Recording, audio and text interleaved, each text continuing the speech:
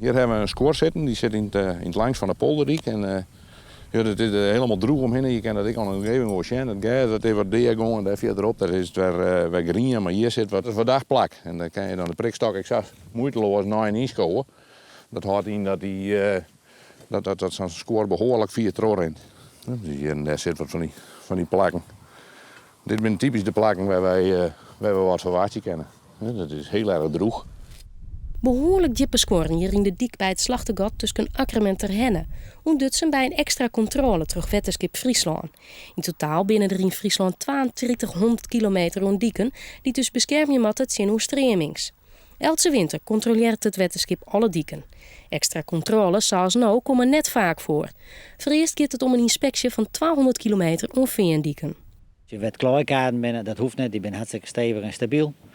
Maar het werd een tekwart is aan Delfsdag. Dat is in dit gebied.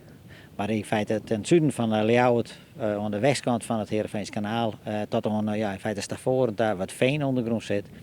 En werd wij weten dat de kaden van veen binnen. In het eerstelijk part van Friesland is het net nedig om ter volle meer ruimvallen is. De zwakke plakken zullen vereerst goed in de gaten houden worden. Als het nedig is, volgt er actie. Dan zorg je ervoor dat we ze opvullen met groen en dan zetten we dat aan met water, dat het helemaal onder het vol speelt. En dan houden we uiteraard nog wel in de gaten, maar dan in ieder geval de eerste gevaar is dan geweken. Als er deze weken net een heel soort ruim valt, we de nieuwe weken alle veenkaden controleren. In totaal 1100 kilometer.